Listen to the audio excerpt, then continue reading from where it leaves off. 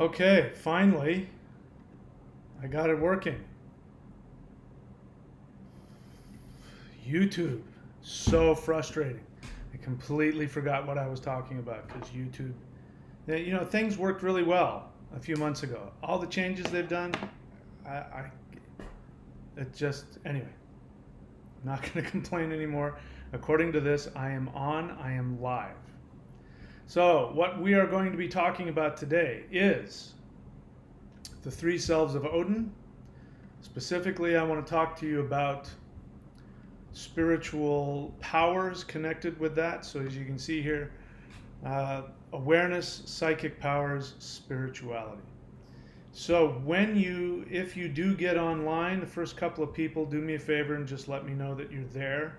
So far, I don't see any viewers on here. So, when viewers come on, please let me know that you're there. Say hello so that I know that everything's working. While we're waiting for people to show up, I'll just start blabbing about what this is about and what I want to communicate here today. So, three selves of Odin. If you look up here in the picture that we've got up here on the left, you can see this guy, this blue guy. He's got three big red dots. He's got one on his forehead. He's got one in what should be his navel, but they've got it down here, sort of beneath that. But it should be right where his navel is. And then you've got his heart center. This is actually what Odin Villian Ve means. When we watch or when we read the you can't see me because I haven't taken that off. When we read the mythology, then we understand that Odin Villian Ve create the universe, and it talks about how by fighting with the giant Ymir. By fighting the giant Ymir, they separate and basically tear him apart and create the three dimensions of the universe. And this represents your perception.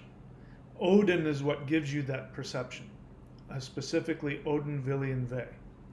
In the human body, Odin Villian Ve are located where the three big red dots are on the blue guy up on the left.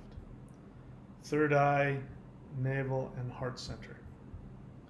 That's where Odin Villian Ve reside in you. So bear in mind that while Odin Villian, this may be hard for a lot of people. Some people can't think holographically and they get bent out of shape over, are the gods symbolic or are they real?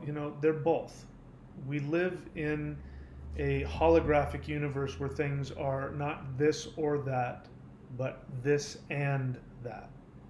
Odin is a deity in his own right. He exists on his own. He has his own consciousness and awareness.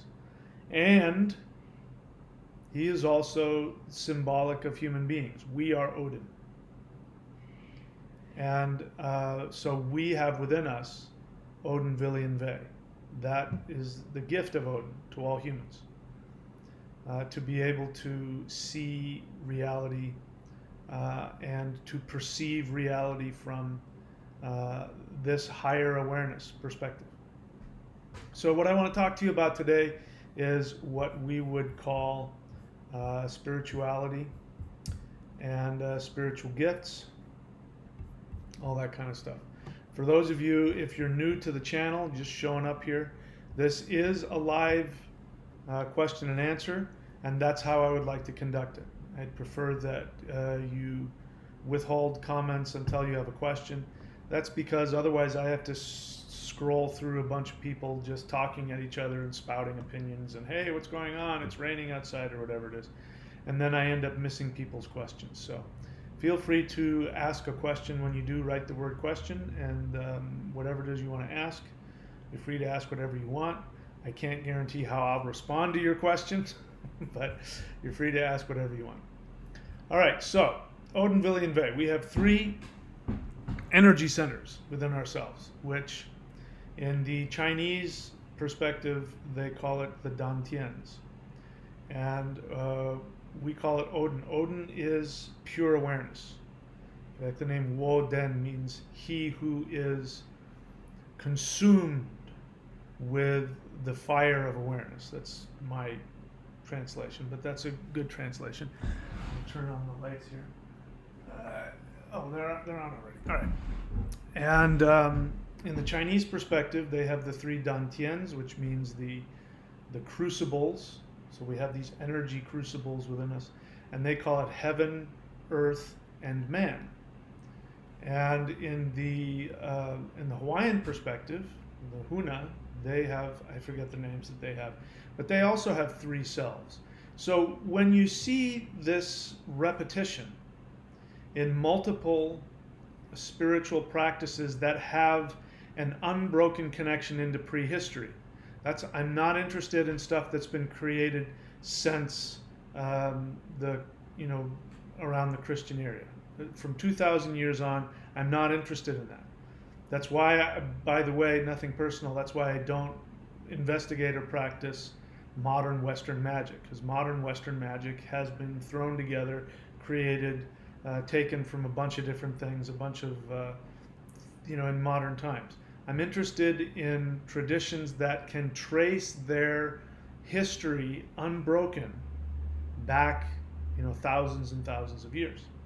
So the Old Norse do that. I could say the Celtic tradition, but the truth is that we know almost nothing about the Celtic tradition. The modern Celtic Druidic tradition, much of it has been created since the Christian era.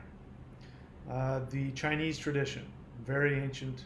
The Hawaiian tradition, also very ancient. So in these traditions, in the Vedic Hindu, we see this triad. In the Hindu tradition, you see Shiva, Brahma, and Vishnu, and those correspond again to Shiva, Brahma, and Vishnu. Vishnu comes from the same root as Ve. Vishnu, Ve, it's the same word. It means to create a sacred space. That's why Vishnu is the protector, because he creates space so that human beings can live. And that's why he's an avatar. And you don't have avatars of Shiva or Brahma, but you have avatars of Vishnu because he represents the human soul. Human beings are avatars. Anybody listening to me is an avatar. You have a soul. Your soul is incarnated. This part of you, the Ve, the Vishnu part of you, lives here within your body. This is the part of you that is actually having the experience here on this human plane. The upper center and the lower center, they are working to help to create this three-dimensional perspective that you have here, which is your soul. And so we need to talk about those three selves. We need to talk about how they communicate in order to understand. I'm gonna just start talking about psychic powers. This is really important. A lot of people take a lot of pride in their psychic abilities. And if they do have those abilities, then they should be proud of that. But the truth is that, psychic abilities can be really deceptive, and they can also mean nothing. And so let me explain to you how that works. So you have your higher self here, which we would call Odin. And this higher self, the third eye, people always want to ask, how do I open my third eye? The truth is, the third eye is always open. And if you really want to open the third eye, the thing you need to do is to become mature. Learn how to be a mature person. Learn how to operate, the mature things of love and tolerance, patience, but also discipline. Learning how to be a disciplined person. Learning how to act with responsibility towards other people.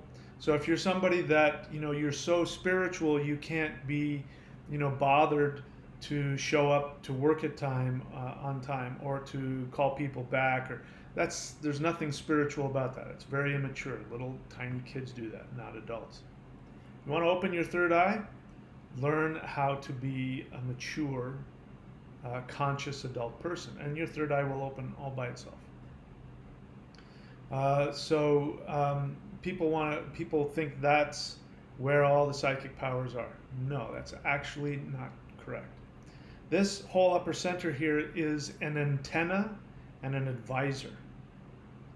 That's all that it really does for you. You can have sensations and experiences from this, but the whole point of this whole area right here is to be an antenna for spiritual energy, spiritual information, and to be an advisor to the soul.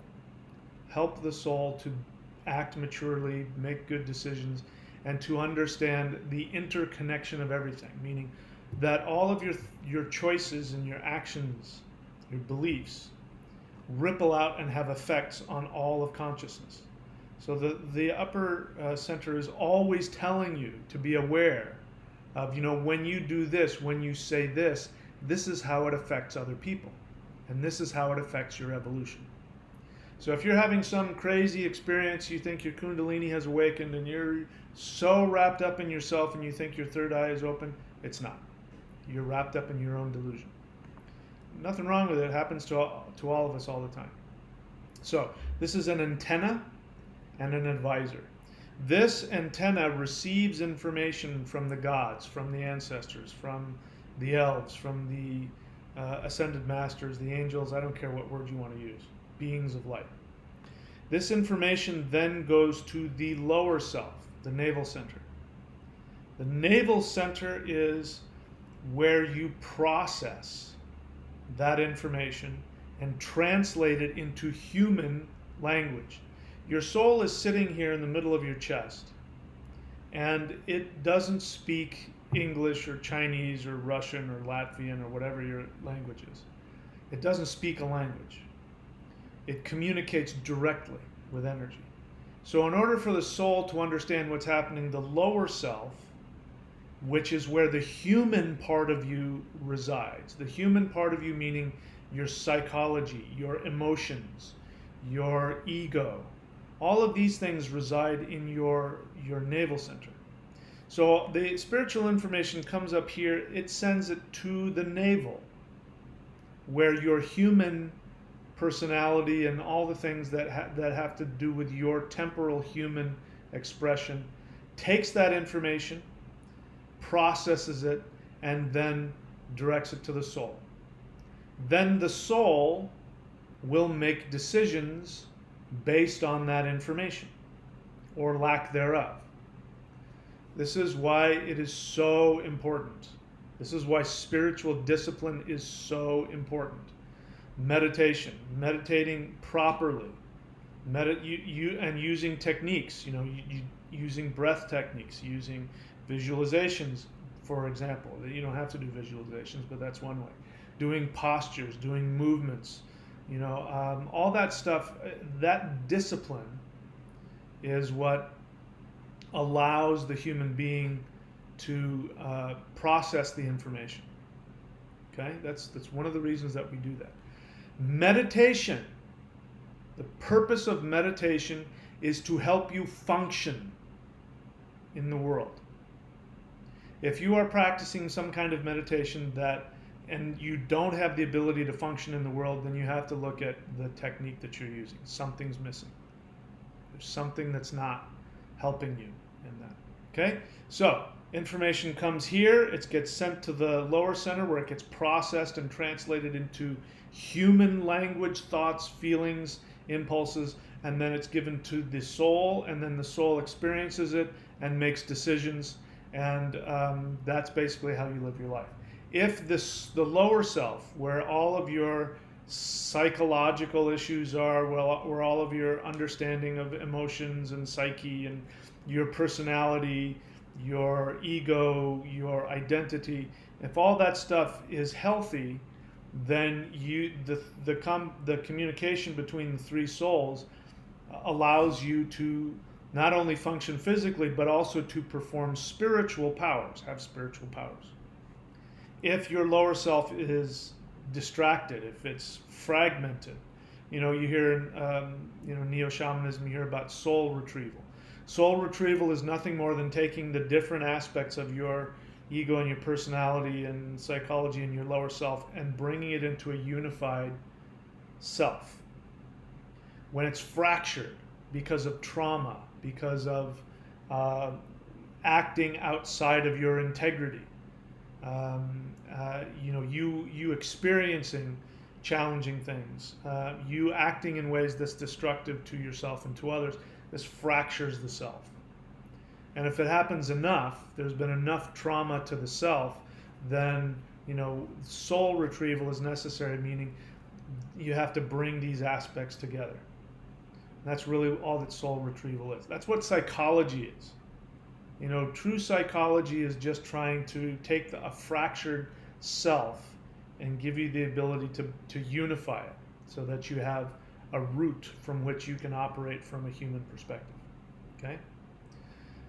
So I'm going to talk about 3 different kinds of psychic powers. The first one is actual psychic powers, where somebody has the ability to predict the future, where somebody has the ability to travel outside the body to other actual places on this earth, to travel to other dimensions that actually exist outside of this one, to communicate with deities, entities, all that kind of stuff. I'm going to put that under the category of actual psychic, spiritual powers. And then the second type of psychic powers I'm going to talk about, which is the predominant one. The majority of people listening to me right now who believe they're psychic, this is where you fall. I'm sorry to say, this is where most people fall when it comes to true psychic abilities. I'll explain it to you with an experience I had probably 20 years ago at least. I went to a psychic at a psychic bookstore, and I wanted to know about my love life. I was very skeptical. I'd never experienced anybody really being truly psychic. So anyway, I sat across from this psychic. I can't remember if she had tarot cards or whatever she was doing, but I sat there and I asked her about my love life. She started to describe to me in detail the person I was going to meet. Now, I was very impressed because what she was describing was exactly what I wanted.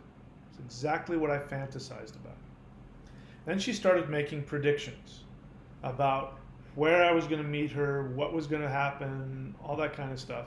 And she said, I'm telling you, just wait and see. It's going to happen just like I'm telling you. I'm telling you the truth. And I left, still a little bit skeptical, but actually quite impressed. I can tell when somebody's reading me. They ask questions, they ask leading questions. She wasn't doing that. It just came right out of her. The problem is that none of those things ever happened. None of the things she predicted happened at all. Now this confused me because I don't believe that she was one of these, really good people who read. She wasn't that smart. She wasn't that sophisticated. She was getting some information from some other method. And so I came to realize, and this was then proven to me later when I continued to do research on the 3 selves. What was going on is that her lower self in the navel, this is located in your navel. This is why people say they have a gut feeling. It's because information comes from their higher self. It goes to their lower self, and they go, I have a gut feeling. I have a bad feeling about this, or I have a good feeling about this, and they'll be right. That gut feeling is the lower self. Now, lower selves can communicate to each other, and you'll have no conscious awareness that it's happening, because the lower self also is the home of the unconscious. Sex, the sexual act, besides being fun and entertaining and feeling good, and besides being a way of procreating, is really the main way that the 2 unconscious minds of the people communicate. This is why sex is so important to romantic relationships. Romantic relationships are the combining of unconscious energies. Unconscious energies come together and combine. You don't have that with just normal friends. There is a little bit of unconscious connection between friends, but the unconscious connection between lovers and why people, get romantically involved and want to have sex is because they're looking to have an unconscious commingling of two unconscious minds. That's why, lovers on the one hand can be the best, most amazing thing, and then also you fight more than anything. This is why couples fight, because of all the unconscious stuff that's happening underneath the surface. So, two lower selves can communicate. And so I learned that there are psychics out there who are able, with their lower self, to tap into your lower self, tap into all of your unconscious things. In their experience, they will think that they're getting a psychic interpretation. I'm getting this vision. I'm seeing this. A person is going to look, like what was happening. She's going to look like this, and she's going to be like that, and she's going to this and that. And all that was happening is that her lower self was tapping into my lower self, and she was having a psychic vision of my unconscious fantasies. That's it. That's all that was happening. There was nothing actually psychic going on. This is what most people talk about when they believe that they're psychic. Being able to interpret other people's thoughts and feelings, that's not true psychic power. That's just your lower self tapping into other people's lower self. It's also been my experience that people, sorry, I got distracted because the phone chimed at me.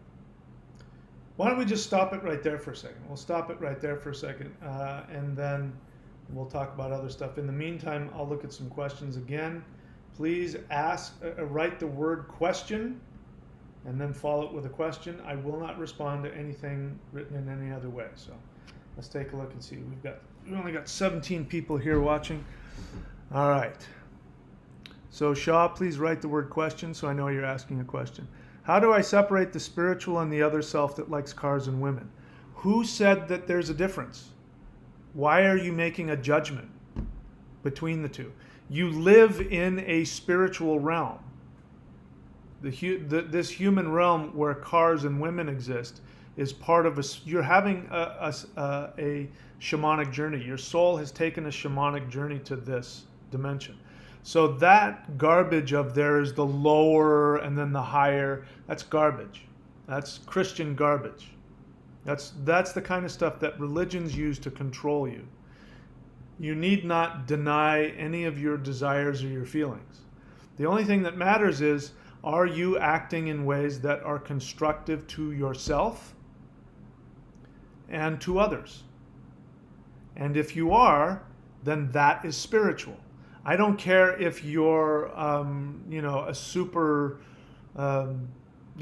spiritual being and you can leave your body. If when you leave your body you go and cause yourself harm or other people harm, that is unspiritual.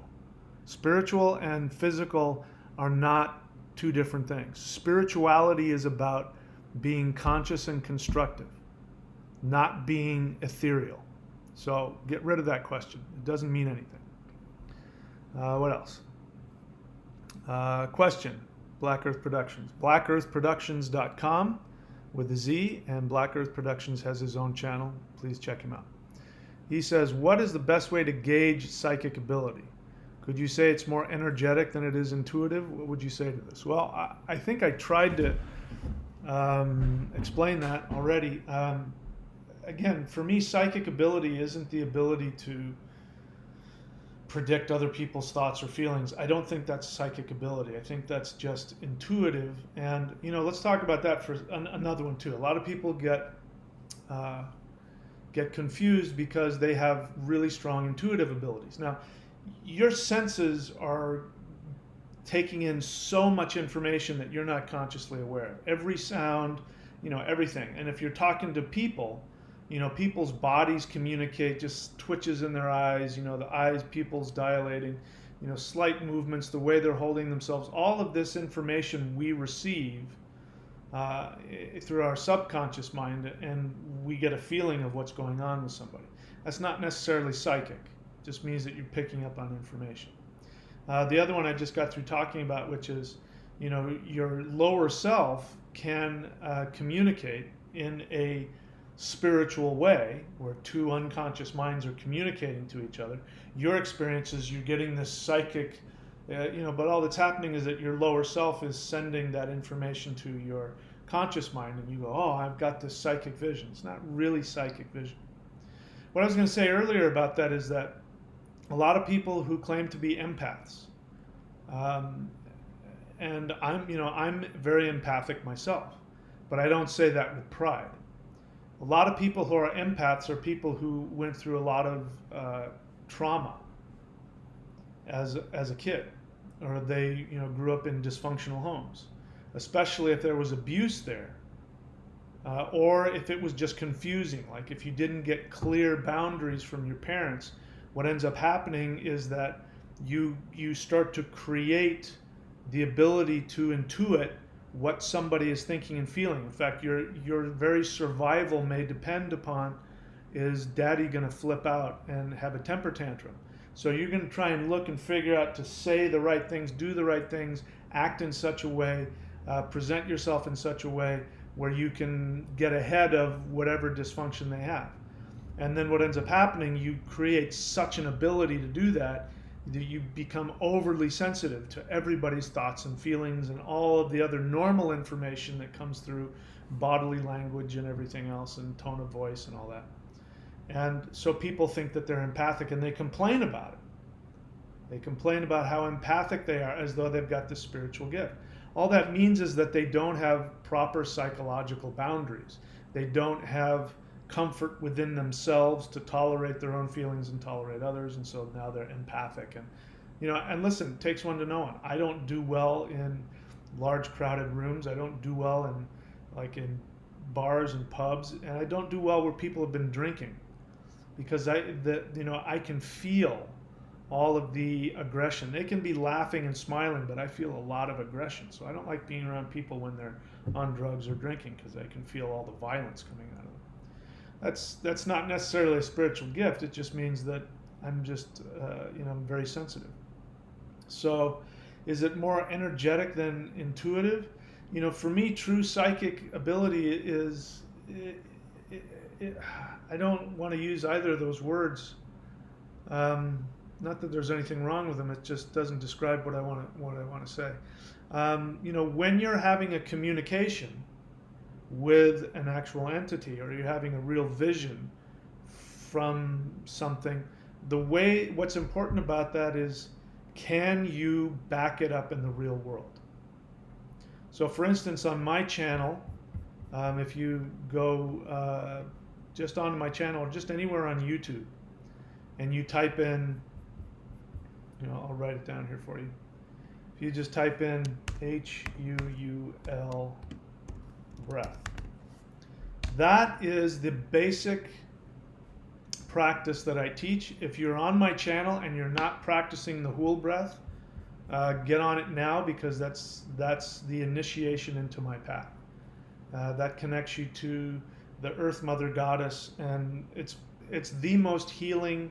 That practice, by the way, which I give for free, that you can will be a practice that will give you everything you're looking for, energetically, spiritually, psychically, everything. It's the most healing, most powerful, most full, broad spectrum meditation energy practice that I can share with you.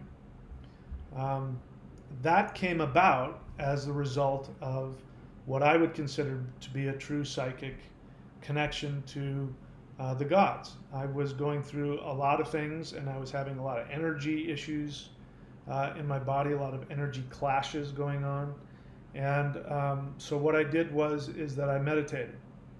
And as I was meditating, I just simply asked, I said, if there are any guides out there, because I didn't know, I was desperate. If there's any guides out there, any ascended masters or anybody that can help me. I need a meditation, a one-word meditation and technique to balance my energy. And I listened, and I listened to the very subtle influence that was coming to me. It was very subtle. It wasn't like the sky opened and I saw this. It was a very subtle influence, and I, could see in my eye, as my eyes were closed, I could see where the energy was going. I heard the sound very distantly, and I could feel the technique of how to breathe it. It was so subtle, though, that if I wasn't trusting, I would have just simply discarded it. I would have said, oh, that's just a thought in my head. But I listened, and then I did it. And as soon as I did it, I felt this energy in my body that I'd never felt before. And I went, oh, there's something to this. And then I researched it. And I tried to find out where it was. And long story short, I found out that there was no way that I could have made that up. That did come from somewhere else. So true psychic ability, true psychic experience is something you can prove in the real world. If you just have an experience and it doesn't show up in the real world, it's your fantasy. If you have an experience and it doesn't result in positive things for you or for others, then it's not true psychic ability, even if it's non-physical. So I'm making the distinction between that. People put far too much, especially insecure, immature people without much practice or discipline. They tend to just go off on psychic ability like it means something. I don't think I answered your question the way you were asking it, but I did the best I could. I hope that answers it. Zeralath, question. Do Honir and Lothar have a place in us like Vili and Ve? No, not in the same way. No, Odin, Vili, and Ve, I'll show you again the picture again. Odin, Vili, and Ve are unique to human beings. The blue guy on the left next to Odin's spear, Odin, Vili, and Ve are those three red dots. Those are the three centers. Okay, so that Odin, Vili, and Ve are humans. They're not humans, sorry. They are the essences of what it is to be human. That's why Odin is the All-Father. Odin is the All-Father because he represents what humans are. Humans are the antenna through which all of the other 8 worlds come and connect with. We connect with all of the other 8 worlds simultaneously. That's why we live in mid-yard. Mid-yard means the middle fortress. Yard isn't just, your yard with your grass, it means that now. Yard originally, guard, the word guard, it meant, like a wall, a fortress, a safe zone. So we live in the middle fortress. We have to have a fortress because if we didn't live in the fortress, then all of the other energies from the other 8 dimensions, the other 8 worlds, would come crashing in on us so hard that it would destroy us. Just like, on Earth, we have to have the atmosphere. Without the atmosphere, just the sunlight would destroy us. Just the radiation from the sun would kill us. We wouldn't be able to function. So no, that I don't think that Honir and Lothar have a place in us like Vili and Ve.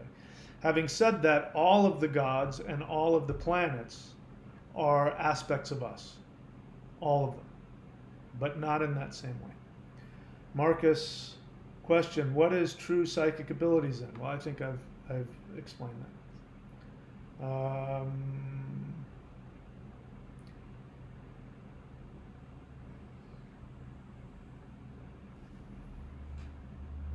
Let's see. Vazen, question. Sorry. How do we know when we are being deceived by our own thinking?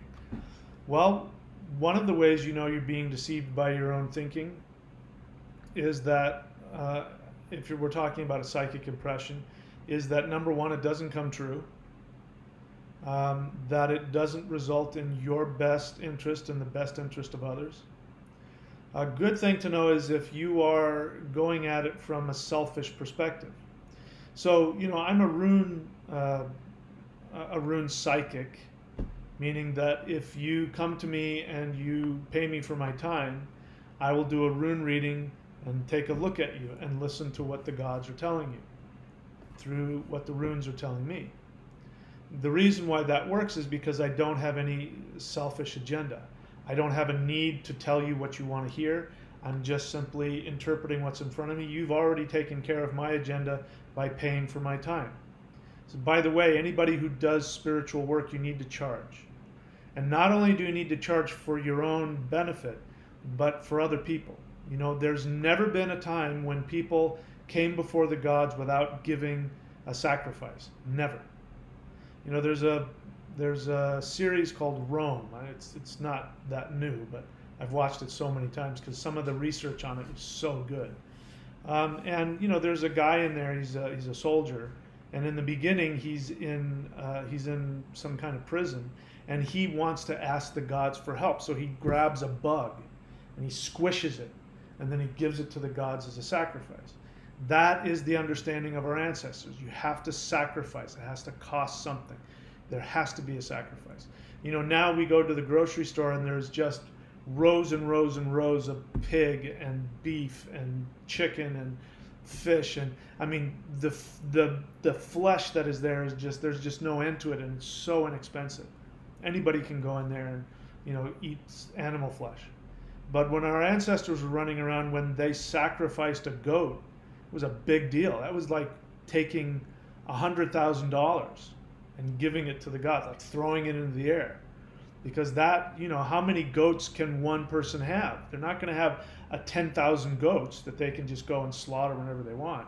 You've got a limited number of goats. So when they sacrificed something, it was a big deal. So when they made a sacrifice to the gods, it was a huge deal. There has to be a cost. And and no matter where you go in the world, I don't care if it's Siberia or even Native American. They don't. By the way, there's no such thing as a Native American shaman. Shaman is a Siberian word. Native American practitioner. If you go to them, they're going to want tobacco or whatever I don't even know. They're going to want money. They're going to want tobacco. They're going to want blankets. And people go, well, that's different, man. It's not. You're giving something to get. So if you have psychic abilities, you need to be charging people money. Number one, for you. Number two, because when you charge, then you have no more agenda. Because your agenda is just to have your time. You're not paying to do the reading. You're paying for your time. And once your time is taken care of, then you are an open channel. You don't have an agenda. You don't care what information comes through, and then the gods can speak through you without any mistake.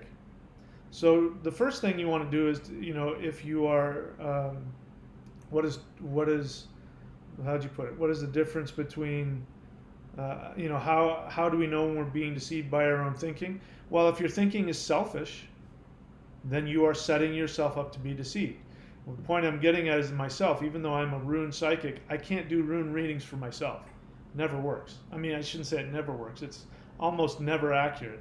And that's because your lower self is the part of you that is telling you which cards to put down or how long to shake the bones or the runes or whatever it is that you're doing. If you've ever done it, you're shuffling and one card comes flying out. That's your lower self manipulating your hands in such a way because it knows exactly what cards or what runes, because you don't consciously know, but your lower self does. Now, your lower self is where all of your selfish personal desires also exist. So when, for instance, you're doing a rune reading for some girl you want to go out with, right? Your unconscious mind is trying to tell her what she wants to hear. So you don't know, but you're shuffling the cards and you're going to put the cards down and says, oh my God, we're going to have sex tonight. I'm just telling you what the cards are saying. Well, your lower self manipulated that. That's different. So anytime that you're operating from your own selfish desires, you are setting yourself up to be deceived. It doesn't mean you won't be accurate. It just means more than likely you will be either completely wrong or there's going to be a mix.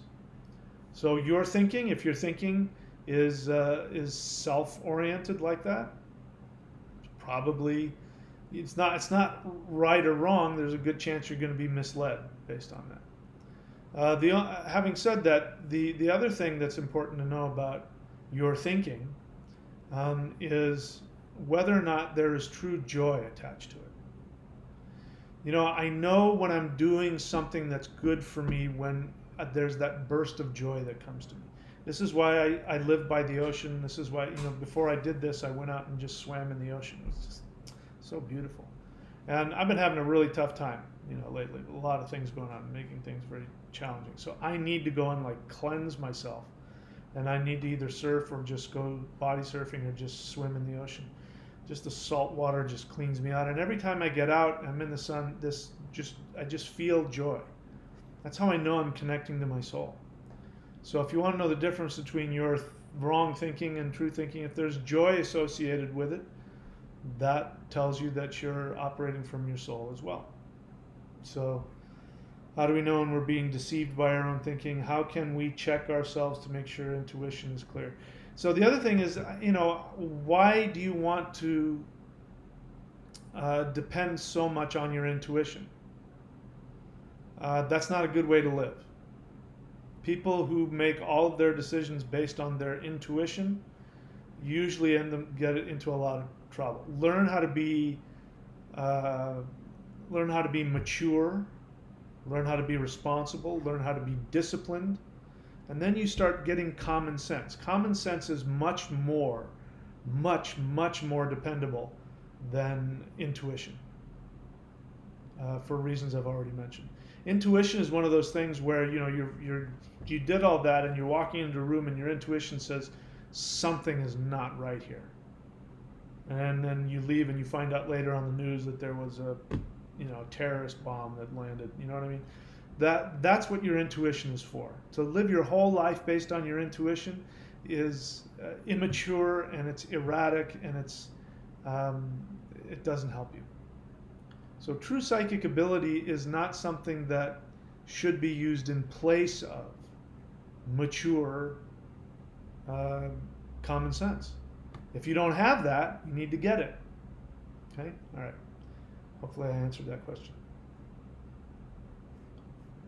All right, I don't see any more questions. So what I'm going to do right now is I'm going to take myself a little break. I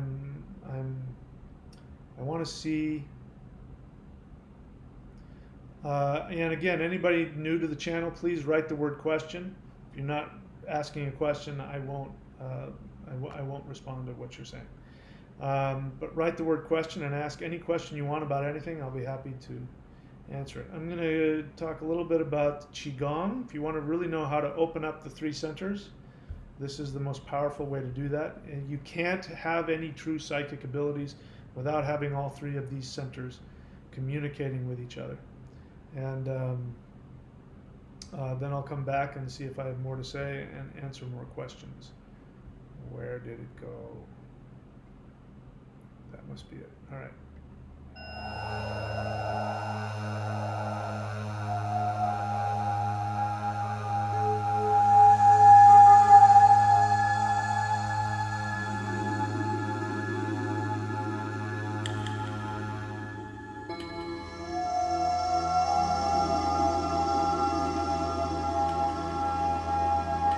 Hi, I'm Michael Denny of SpiritTao.com, and this is Celestial Negong Part 1. Celestial Negong means that this is power that is descending from heaven. And the idea is that we are all microcosms of the entire universe. You are the entire universe, and everything around you is simply the projection. You are looking within yourself. So when you look up into the stars at night, you're actually looking deep within your own body. When you look at the sun, the moon, the trees, the flowers, you're looking within yourself. This is Negong.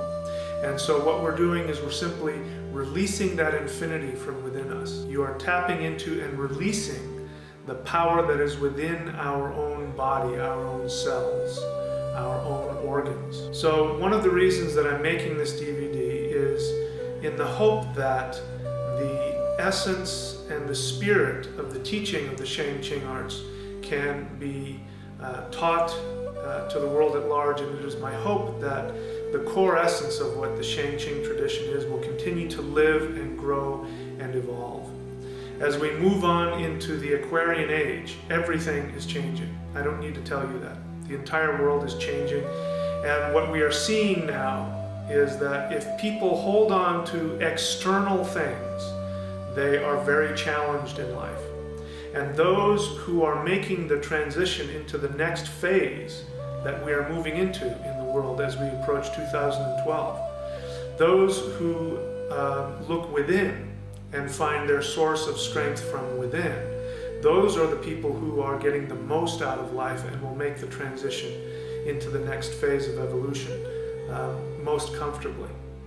It is my belief that the Shang Qing tradition is one method whereby human beings can evolve into the next level of being in the most comfortable fashion and be able to take advantage of the rapid, energetic, mental, and spiritual changes that are going on in the world today.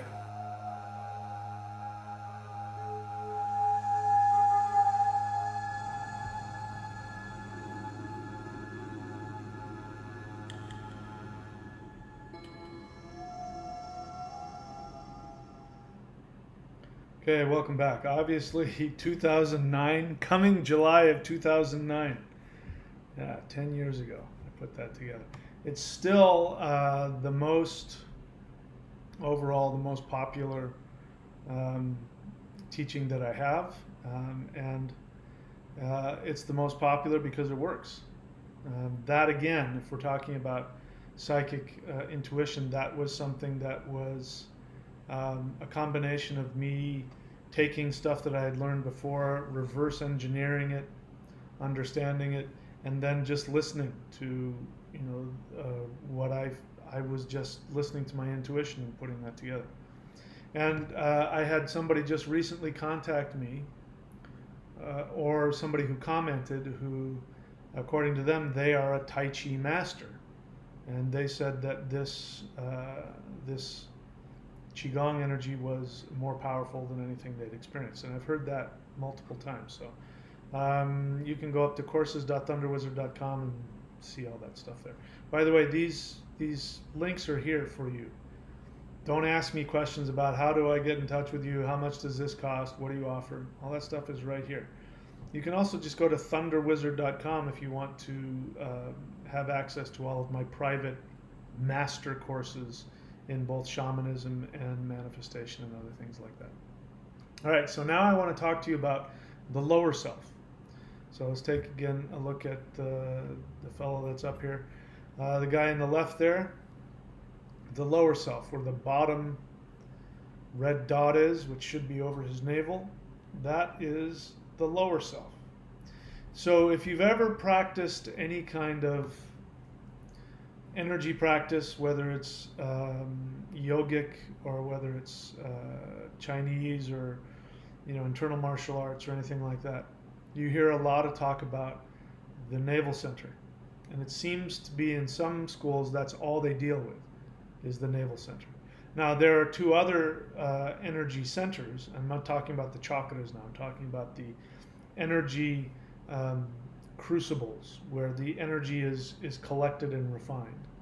And the other two, of course, are the heart and the third eye. And so why would entire schools only focus on the navel center? Why would they do that? Why aren't they trying to figure out how to open up? Well, some of them do. And I trained in a practice that opened up the other two. But when I was training, the teachers I was working with would say, don't mess around with the upper two dantians. Don't mess around with those. You'll damage yourself. Because the exercises that they were giving me were very powerful, and they were talking a lot about just focusing on the navel center. And so that's what I teach. When you look at Celestial Qigong, the seated meditations, I only teach you, putting your hand in front of the navel and working with that. And the reason for that is because the navel center is so important. when it comes to being human.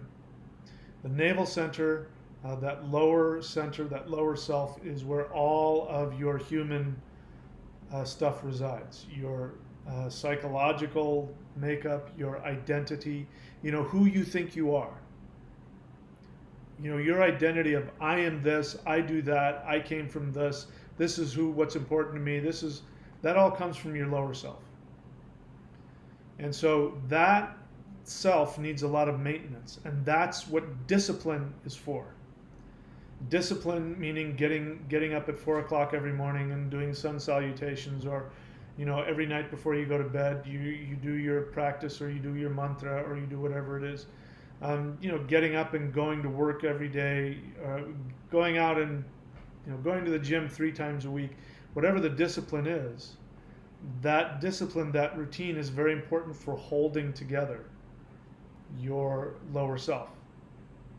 It's extremely important.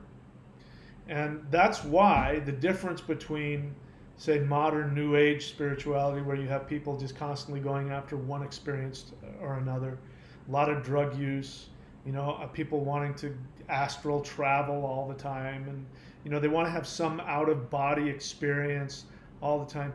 This is actually works against true spiritual growth. Meaning, if that's your entire focus, and by the way, power plants disrupt the lower self. Do you want to know why? Like when you take ayahuasca, or when you whatever power plant you use, why you have a spiritual experience? It's because your lower self, where your identity resides, gets torn open. Your aura gets torn open. And so, yeah, you can leave the body. Yes, you can experience other things. You can communicate with other beings. But then what ends up happening, just like you would imagine, once it's got torn open like that, it's just all loose and discombobulated.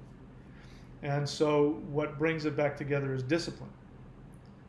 Discipline of, again, this is a huge difference between when you look at actual spiritual traditions. If you go to India and you say, I want to learn a spiritual tradition, they're going to start off by teaching you Hatha Yoga, and you're going to have to stretch, and you're going to have to do this, and then they're going to teach you how to sit and breathe, and then they might give you a mantra to do, and you every day wake up at 4:30 in the morning and do your sun salutations and do your mantra. And the discipline is what empowers you. It keeps all that human stuff from flying around. When your personality, when your ego, when your psyche is discombobulated, then that's when you have psychological problems. That's when you have, you can't get your life together. I had an experience with a friend of mine. He's still, a very good friend of mine. We have some different lifestyle choices, and one is he likes to enjoy, drugs and alcohol. He still likes that. And he was telling me about, I forget which one it is. There's some power plant that you take that just gives you a really crazy intense high. It can only last for maybe a few seconds or a couple minutes, but it's like you go to a whole other place. And he was saying, you really ought to try it. It totally changed my life. I didn't say anything, but my thought process was, yeah, but your life is a mess. You don't have any money, you don't have any discipline, you don't have any health, and you can't, keep anything together. What difference does it make? That experience isn't translating into having a better life, which is what spirituality is all about. I've said this before, I'll say it again too. When you do a real spiritual tradition which requires discipline, getting up at 4:30 every morning, or practicing a certain meditation or practice for an hour a day or 3 hours a day or whatever it is, keeping your diet healthy, keeping a schedule. When you do those kinds of things, I've had far more intense out-of-body experiences as a result of that than I ever did with any power plant. And this is, again, is something that has to be earned. You have to earn it. The lower self, I'm focusing on this because this is what the lower self needs. The lower self needs this discipline and needs this energy in order for you to be able to hear what the upper self is trying to tell you. When you are getting, because we all are getting information from the gods, all of us. And the gods are seeking to help us evolve. We're constantly getting bombarded with information from the higher realms. The only way you'll be able to hear it is if you have a disciplined, powerful, cohesive identity in the lower self. If you don't, it won't matter how much you meditate or whatever else. If that lower self isn't unified, you can't trust anything that comes to you because you won't even know what's you and what's not you. Okay? Somebody asked that question. How do I know the difference between my thinking and whatever else the question was? Same kind of thing. Well, if you don't know, that means you need more discipline in your life. Okay? So there's my thought about that. And I'll see if there's any more questions, and then maybe I'll talk about the other two Dantians. Zeralath, question: how does our unconscious help or hurt our three selves? Well, the unconscious is the lower self. So it's not that the lower self hurts the three selves, it's one of the selves. The better question is, how does the unconscious mind help or hurt the person?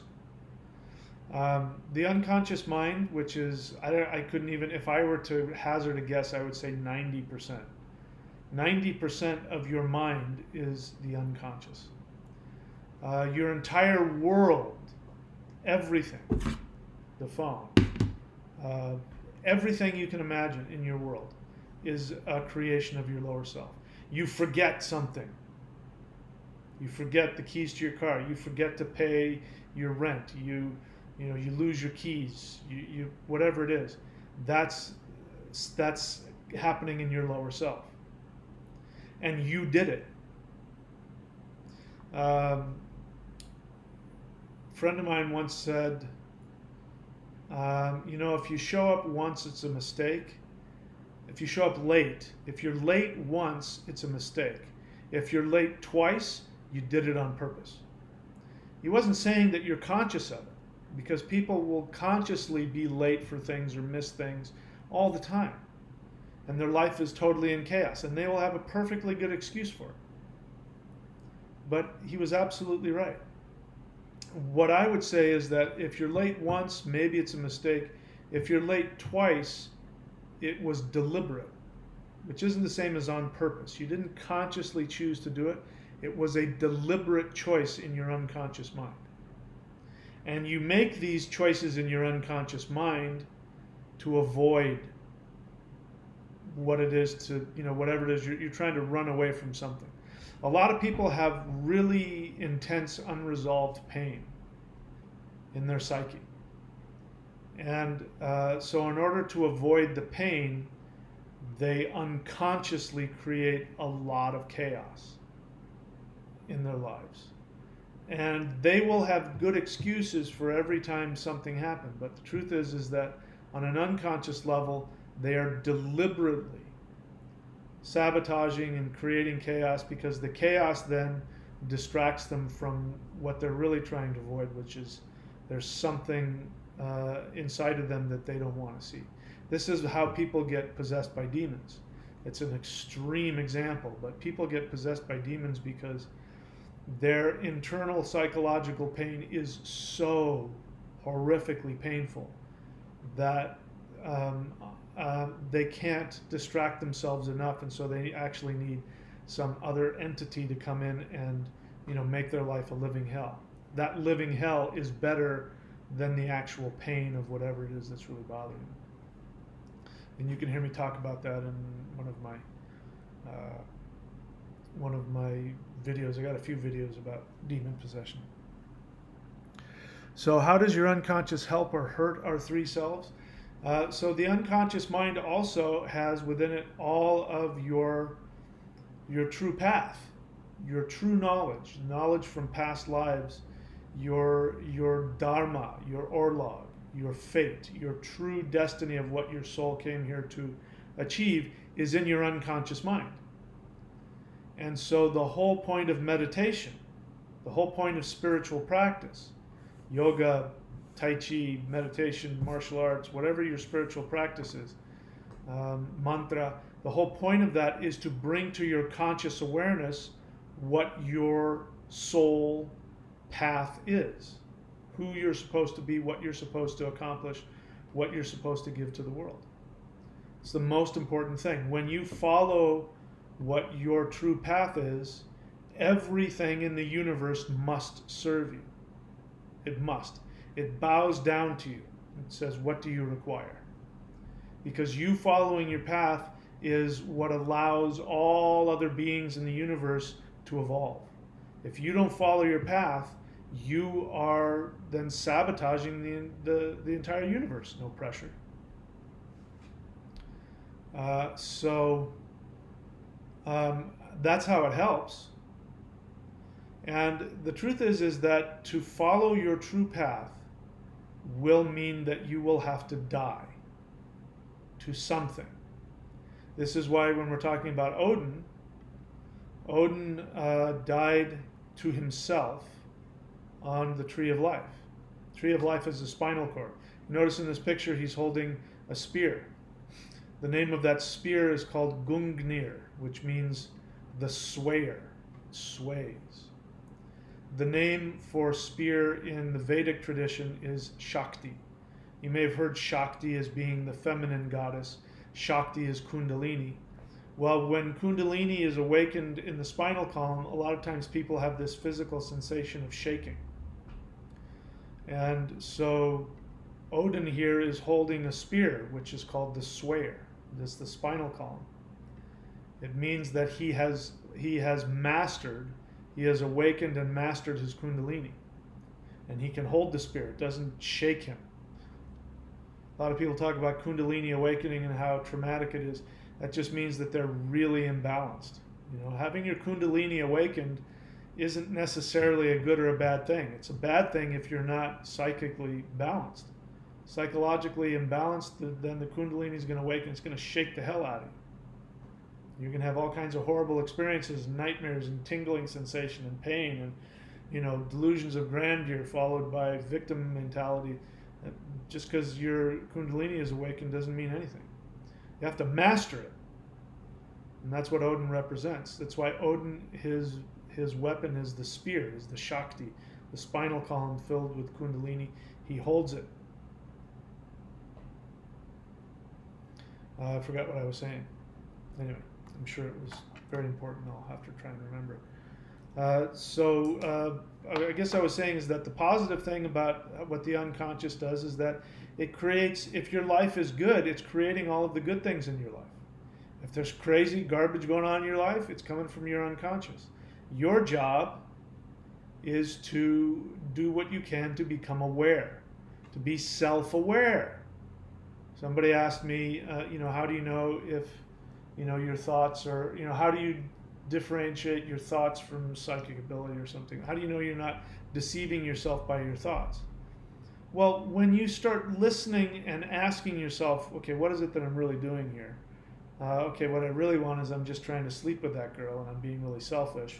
That's awareness. If you want to delude yourself and say, no, man, we're meant to be together, and some of the crap that guys come up with, to, just taking this one example, to I could just get into it, but some of the garbage that people come up with to justify their selfish behavior. They put all kinds of spiritual stuff on it, and they're just being selfish. So that's your job. You want to know the difference? Really start analyzing yourself, what your true motivations are at any given moment. Your interactions with people. Are you operating from selflessness and the desire to be helpful to yourself and to others, or are you looking to escape? Are you looking to be selfish? Are you looking to gain from other people? Just as an example. So, I don't know if I answered your question, but that's the best I'm going to do for right now. Shamanism. Question! Exclamation point. Do or can shamans, to your knowledge, have psychic connections with interdimensional otherworldly beings? Of course. Is that your only question? Yes. Why are you asking that question? Based on that question, what I get is that it's important to you to be able to communicate to other interdimensional beings. My next question is, why is that so important to you? Makes me feel like you want to escape. A lot of people get into spirituality to escape their psychological issues, to escape their feelings. The most spiritual thing you can do is be fully aware of your own thoughts and feelings at any given moment and to act from conscious awareness. Being able to communicate with interdimensional beings means it's the easiest thing in the world to do. Means nothing. Most people are in so much pain and hate this physical world so much because of their own issues, they want to escape. So the answer to your question is yes, they can and they do. But everybody listening to me is communicating with other beings all the time. All the time. What are you going to do with it? Let me talk about being a shaman for a moment. A shaman is not somebody who communicates with the other realms. A shaman is not somebody who communicates with other beings or travels outside the body. A shaman, and again, I'm using the word shaman very loosely. The word shaman is a Siberian word, but it means animist practitioner. So if you don't know what animism is, go look it up, because that's, whenever somebody uses the word shaman or shamanism, what they mean is animism. So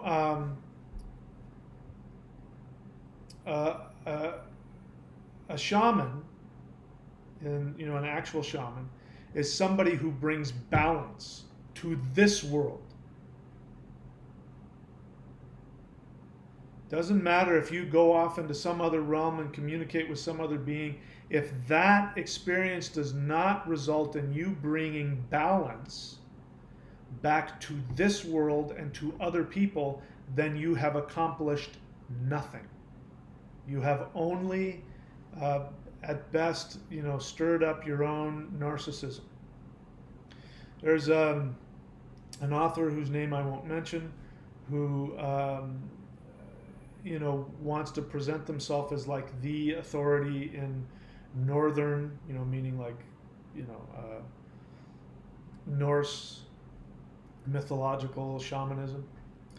And I've read, the journeys this person has taken, and it's nonsense. It means nothing. I went and I saw this being, and then this appeared, and I did that. It means nothing, because I can't read that and do anything with it. True mythology, all true mythology is information that is channeled through humans so that everybody can benefit and have better lives.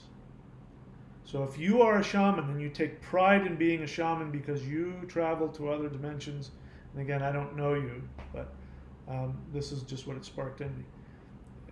If you can't take that information and do something with it, then it's not a true shamanic experience. The gods, the ancestors, the spirits will never give you information that is not supposed to be given to others. If it's just for you, it means nothing. It's just an exercise in selfishness, in narcissism. The shaman is the person who channels information, who communicates with rocks, trees, plants, beings, spirits themselves, thoughts, ideas, in order to bring balance to the world, because we live in a world with beings everywhere. Trees, plants, phones, everything according, you talk to some of the Hawaiian shamans, everything has a soul. Even my glasses here have a soul. And you can communicate with everything. And if you aren't taking and transmitting that information back and forth to bring balance, you're not a shaman. You're just somebody who's looking for entertainment. You're playing a video game and you're calling it spirituality. Listen, I could talk about things that I've done and I've experienced, and travels that I've made to other dimensions and other beings and communications. But I don't take any pride in any of that, because my real job is to bring balance. And if I don't do that, regardless of what experience I have, I'm not a true shaman. That's why I'm talking so much about discipline in the lower self. Getting out of yourself and facing your issues, not escaping. Right? Having all of your feelings, good, bad, indifferent, and not judging them. There's no such thing as spiritual feelings and unspiritual feelings. You can be filled with murderous rage, and that is a spiritual experience as long as you act with consciousness. Obviously, you cannot act on that feeling, but you must have that feeling and then choose to act consciously. That is a very loving place to be. If you deny all of your negative feelings trying to be spiritual, you will act out harmfully on other people, guaranteed. That's why it's so important to be aware.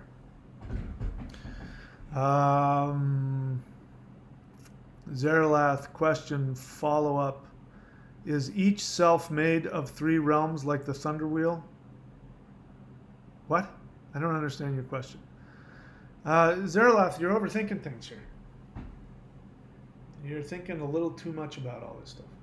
Makes me want to ask you if you smoke weed or not. Don't think so hard. Is each self made of 3 realms? Like the Thunder Wheel is, no. Each self is made of itself. Just don't overdo it. Let's see what else. Vazen question. When we exercise these disciplines in practice, I understand that it is the breath in unison with physical movement. Can I explain what is? When we exercise these, see, the longer the question, the more that I know you're overthinking it. Shorter the question, the better. When we exercise the disciplines in practice, I understand that it is the breath in unison with physical movements that are the functional components. Well, that's one technique. That's one technique. What you're talking about, I mean, I could explain it, but it's not nearly as beneficial as actually showing somebody. So what you're talking about is something that I would need to show you in person. If I was teaching a class in Qigong or internal martial arts or something, then I would show you how to move in unison with the breath, or whatever it was, and then you could feel it in your body. So for me to intellectualize it doesn't really benefit anybody. So I appreciate the question. I can't do it any justice just by talking about it.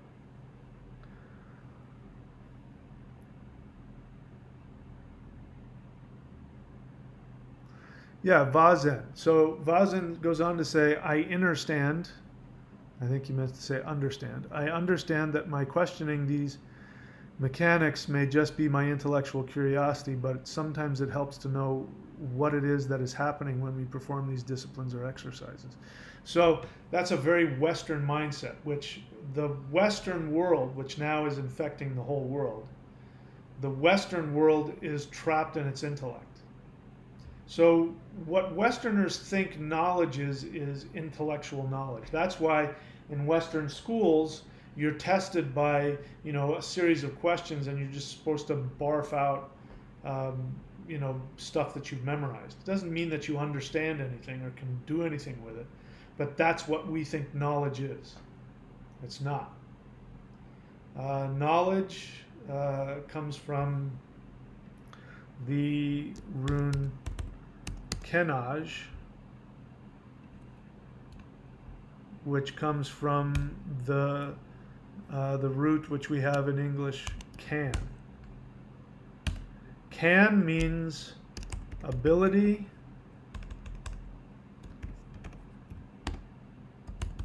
knowledge, and authority. Little kids use that word perfectly. They say, can you drive a car? When they say, can you drive a car, they mean, number one, do you have the knowledge to know how to drive a car? Number two, do you have the ability? Do you have the physical ability to know how to actually get the car to drive and to move? And number three, do you have a license? Have you been given authority to drive a car? So understanding, for me to intellectualize about the understanding of breath and movement is meaningless, because you think by intellectually knowing just the intellectual facts of the matter that somehow that helps you. The only reason it helps you is because you think you need to understand something in order to do it.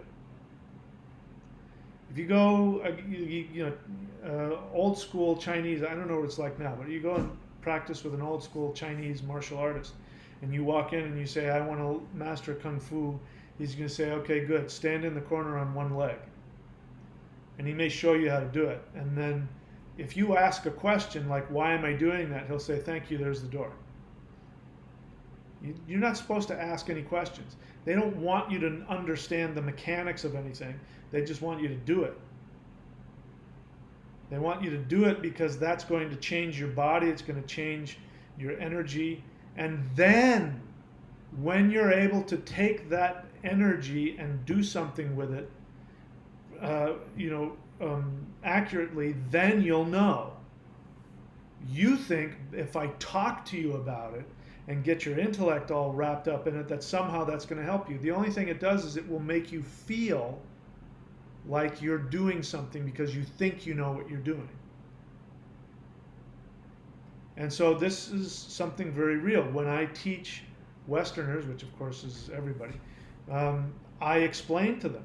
I'll talk to them about, do this specific mudra or do this specific posture or something like that. And then I explain to them why. When you do this, it opens up this energy meridian and this thing, and it does this, and it connects us to this. And then people go, oh, okay, and then they do it.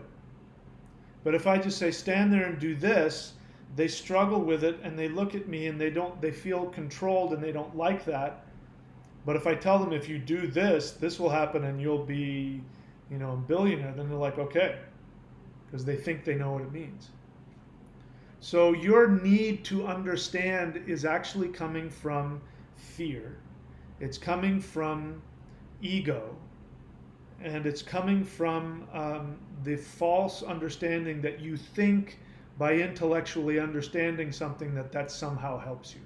All it does is it gives you permission to just do it. Because the truth is you don't have the first clue about why breath and movement in unison, what it does. You have no clue until you do it and feel the benefit and understand on a deeper level. Then you'll know.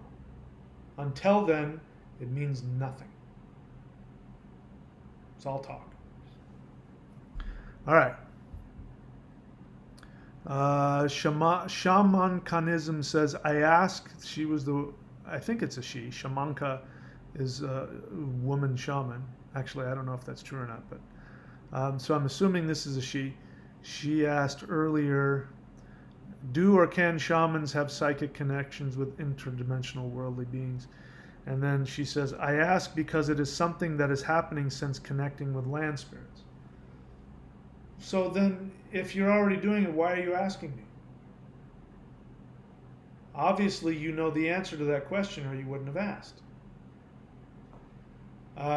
Again, it makes me want to ask you all kinds of other questions. What good has it done? I mean, I don't know. What good has it done you? Is your life better? Do you have more money? Do you have more health? Do you have better relationships? Are you able to process your emotions better, to think better? Has any of those things happened, or has it just been an interesting experience? If it's just been an interesting experience, then I watch television, that's interesting. I play video games, that's interesting. All kinds of other entertaining things out there. So connecting with land spirits, what does that mean? You chose to connect to land spirits? Land spirits communicated to you? Are they asking you for something? I'll give you an experience I had a long time ago. I must have been 27. I'm now 56. So it was probably 30 years ago. And I used to spend 2 weeks by myself in the mountains, the Sierra Nevada mountains. I would go into the backcountry by myself for 2 weeks at a time. And all kinds of crazy things would happen to me. But those are very powerful mountains. Anybody gets a chance to go there, go there. Go if you can safely. Go in there by yourself. It's really amazing. I was sitting there, and I felt the earth talk to me, and she said, remember, this is 30 years ago. Now, I'm here in Australia now, and climate change is a big deal. And it's, we're all coughing from all the smoke from all the fires because of the droughts and the heat and all that. And it's a big deal. And so the earth said to me, she said, I'm starting to get sick. I get emotional thinking about it. She said, I'm starting to get sick. I need your help. And I said, I don't know what I can do to help you. And I sat there, feeling really like, what can I possibly do to help? And I said, the only thing that I know how to do, or that makes any sense, is to change people's consciousness. Because the reason why you're sick is because human beings are so unconscious and so destructive and doing all kinds of horrible things to the environment, and their consciousness, is all out of whack. Until until they change their consciousness, it's not going to change. So I said, that's all I can promise you, Mother Earth. The only thing I can promise you is that I will endeavor to do what I can to change people's conscious awareness so that they will become aware. So that's the only thing I can do. And that's been my goal ever since. It's what I'm doing here. That's why I talk the way that I do. It would be so much easier for me if I gave you guys the cotton candy. It would be so much easier for me if I just regurgitated the law of attraction nonsense of, just be happy and beautiful things will happen and everything is love and light. I could have millions of viewers and all that stuff. I can't live with myself if I do that. And so I'm going to give you the bitter medicine whether you like it or not, because my job is to try and do what I can to change consciousness on this planet. And so that's what I focus on. So again, you ask because it's happening since you connected with land spirits. That's great. What has come of that? And how has your life benefited? How has other people's lives benefited? Otherwise, it's just an experience and doesn't mean anything.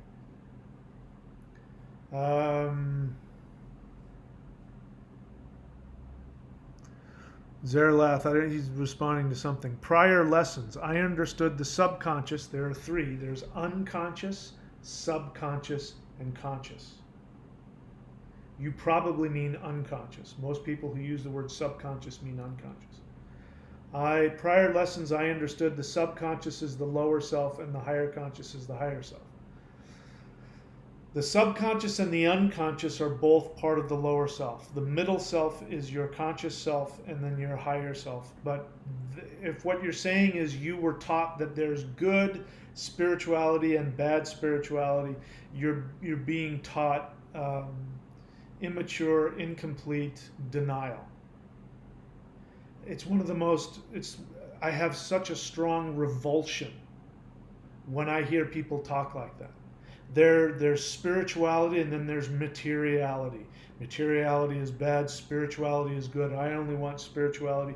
Anybody who talks like that, I know is in complete denial and is actually operating from their lowest vibration from their reptilian brainstem. Fear talks like that. Truly spiritual person has no judgment on spiritual versus physical. There are three realms. You have your higher self, your middle self, and your lower self. Your lower self is the most powerful thing you have. If you're not operating and fully conscious of what's going on in your lower self, you cannot manifest anything in your world. You cannot operate with health, with power. Your lower self is where all that energy comes from. You're a healer, it's coming from your lower self. If your lower self is clean, it's going to channel the higher self through your body. So get rid of that dualistic nonsense. Get rid of that Gnostic garbage that there's the good God and the bad God. There's the upper and the lower. I don't care if it's prior lessons or not. It's garbage. We live in a multi-dimensional universe and all of it is beautiful. You know, without feces, there wouldn't be fertilizer. Everything has beauty and has value. All right. Like an oak, if you ask a question, please write the word question. Otherwise, I don't know you're asking a question and I may miss it. Are you familiar with the Wim Hof breathing method? What are your thoughts on it? My thoughts are that you must be new to the channel. Welcome. You're welcome to ask any questions. I don't speak about other teachers for a couple of reasons. One, it's disrespectful to them because I may talk out of my ignorance. So asking me my thoughts on some other teacher's method is really, you're asking me to be destructive. It's a destructive question because you're asking me to say I like it or I don't like it. And that's destructive because I'm not that person. If you want to find out about the Wim Hof method, go talk to Wim Hof and his people. It's disrespectful to me because you're on my channel and I've got over 500 videos with all kinds of teachings, all kinds of stuff. It tells me that you're so either you could care less about what I'm teaching or know such little about it, or you don't want to know anything about it. You want to talk about somebody else. It's disrespectful to me. You don't mean that. I know you don't. You're just being curious. But understand that if you want to learn, I'm teaching you how to learn, how to get the most out of your learning. Okay? So I don't talk about other teachers. And even if I had an opinion on it, I wouldn't share it because it's not fair to Wim Hof and his people. Okay, let's see, what else? Shamanism.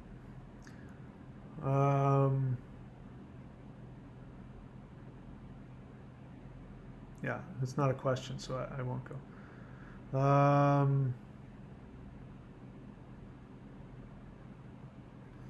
Freya Nanya White, I think she's saying that. I don't know what she's talking about. Anyway.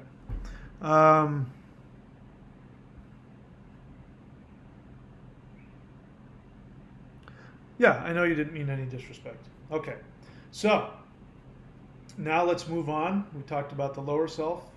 We talked a little bit about all three selves. Remember, the whole point of all three selves, as you again look at picture here, the blue guy in the corner. Where'd he go? The whole idea is to have all of these three selves communicating in unison. Energy comes into the upper center. Knowledge, information comes into the upper center.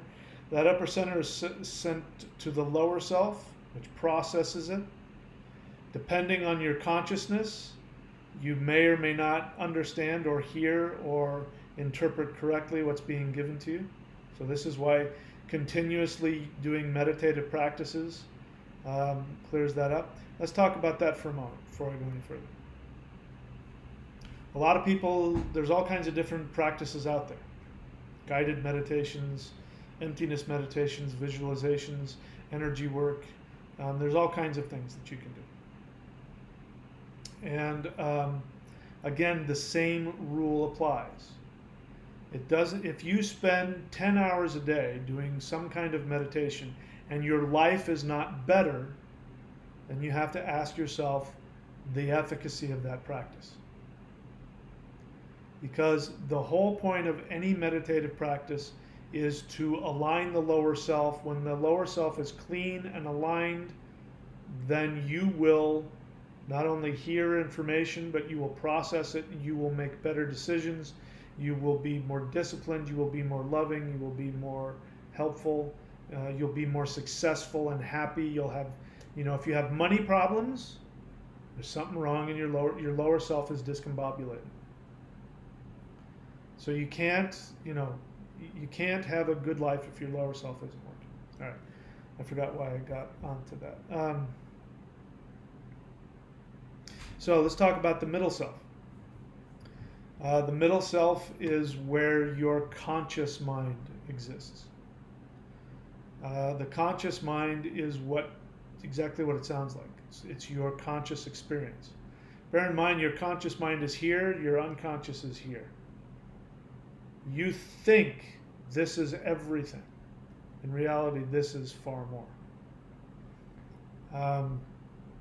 And in order for you to be able to make conscious decisions in your life, you must have an ordered lower self. So a lot of people listening to me, I know a lot of people listening to me have this experience I'm going to describe. You want happiness. You want love. You want prosperity. You want health. And no matter how hard you try, you can't seem to get it. Your life is full of chaos. You're in emotional pain. And no matter how much you pray to God, no matter how much you try and focus on love and light, nothing seems to work. Reason for that is because your conscious mind is only this much and your unconscious mind is this much. And your unconscious mind is making all of the decisions for you. The way that our unconscious mind is molded is a combination of past life unresolved issues. This is why it's so important to try and get it all together in this, while you can. That's one of the reasons you're here, is that you're trying to get your, all of your karmic issues aligned and become aware of it so that you can then have a pleasing life to come. I forgot what I was saying. Anyway, so your middle self is having an experience, and it thinks that it makes decisions. I just had an experience recently with somebody like this. They made all kinds of conscious decisions about what they were going to be and what they were going to do. Were unable to follow through. So is that you? Do you sit around and make plans about the life that you want, and then no matter how much you try, you can't seem to make it manifest? Because your conscious self is this much. It can't make any decisions without the other two selves working in concert. Again, this is why discipline is so important.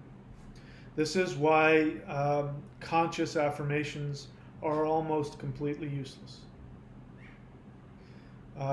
Conscious affirmations, I'm going to be rich, I'm going to be powerful, I'm going to be happy.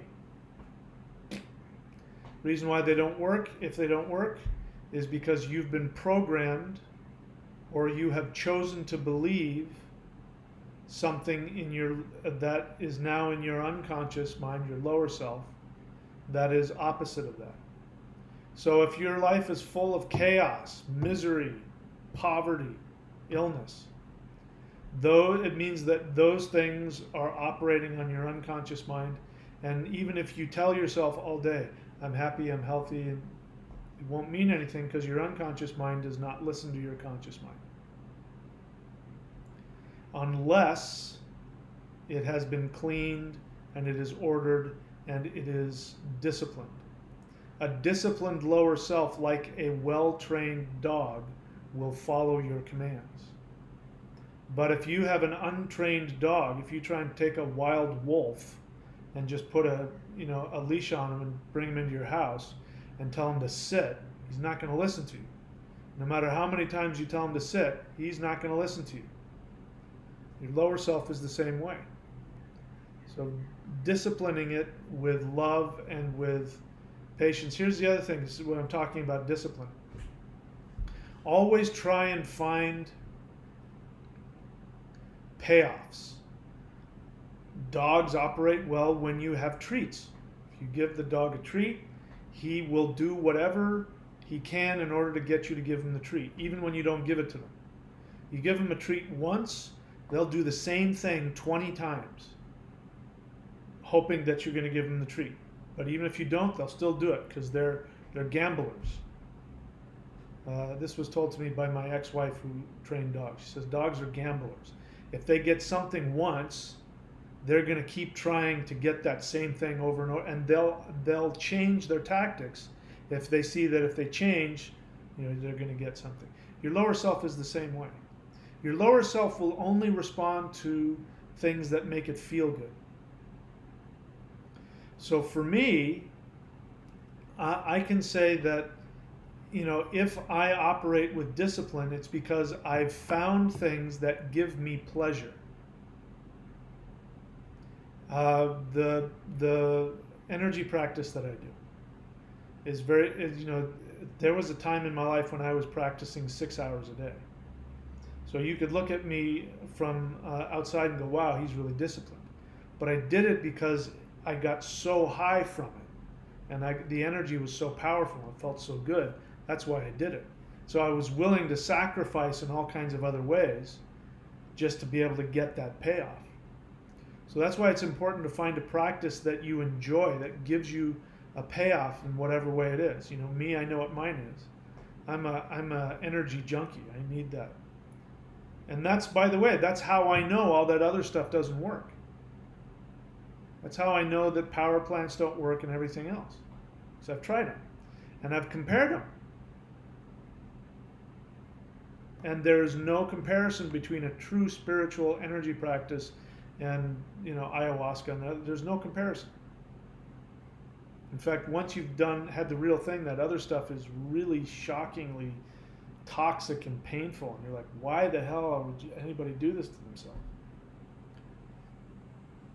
So it's important to find something that your lower self likes, and then it will respond. And then when it becomes disciplined, then your conscious self can say, I want this.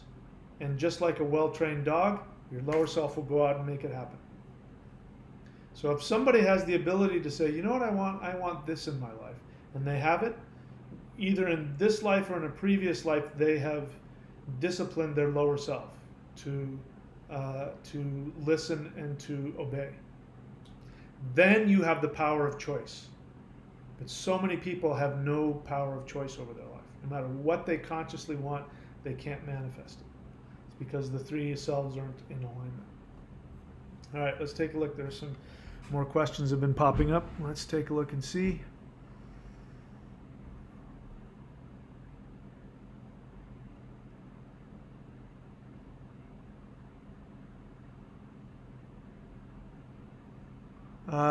So Ray Freeman, if you're going to ask a question, let me know that because I could have missed it. So you write the word question. I don't know what you're talking about. What is an NPC? You must be new to the channel. I don't know what an NPC is. So if you're going to ask a question, ask as though I don't know what you're talking about and write a full question so that I know what you're talking about. I'm probably going to give you the same thing I said to somebody else earlier, which is ask me about what I teach. Otherwise, it's disrespectful to me and doesn't help you because you're on my channel to learn what I teach. But I don't know what that is. So if you want to ask me that, go ahead. Like an Oak question. I am familiar with you, but yes, I am new. Where do I start with your trainings?